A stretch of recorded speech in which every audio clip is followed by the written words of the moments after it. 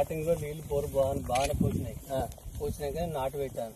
నాటు పెడితే కెనాల్ కాలువ నీళ్ళు వస్తాయి అనుకుంటే కెనాల్ కాలువ ఎప్పటికీ వచ్చేది. ఈసారి అయితే ఖచ్చితంగా బంద్ అయింది. బంద్ కావడం కారణమే దాని వల్లనే ఈ పొలం ఎండిపోవడం జరిగింది.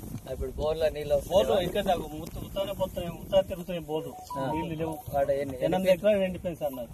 ఇది మొత్తం 8 ఎకరాలు 8 ఎకరాలు మొత్తం. అక్కడ కూడా ఉంది, అది కూడా ఎండిపోద్దా? ఎండిపోయింది. అది గడ్డ కవుపడుతుంది. లేదు ఎండిపోయింది, గొర్రెకి ఇచ్చిపోయింది.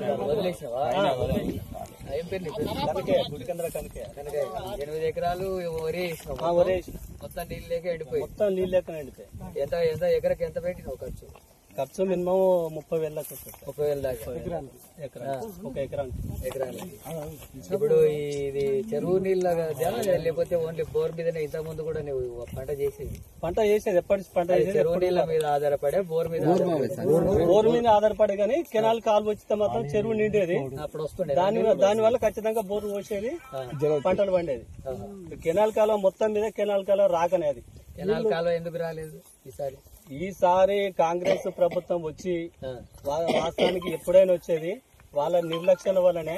అక్కడ మాత్రం కెనాల్ కాలువ మీద మాత్రం ఒకరు ఎవరైనా పెట్టి ఉంటే ఎంత దూరం తీసిరో అంత దూరం నీళ్లు రావాలి. అక్కడ మన సౌడారం ఒకటి వాగుంది సార్, అది ఎట్లా కట్టారు అంటే ఈ స్లోప్ ఉంది, అక్కడ పోయి కాలువ కట్టాలంటే దాదాపు దున్నపోతలో కొట్టుకోపోతాయి. మనం వాడికి పోతే భయం అవుతుంది.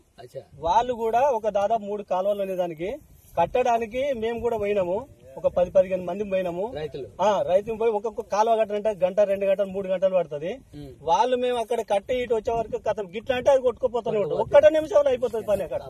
అక్కడ ఒక గేట్లు లేవు, అసలు నీళ్లు పెట్టడానికి ఎవరు కూడా లేరు అక్కడ గతి. ఒక ఊరికో 10 రోజులు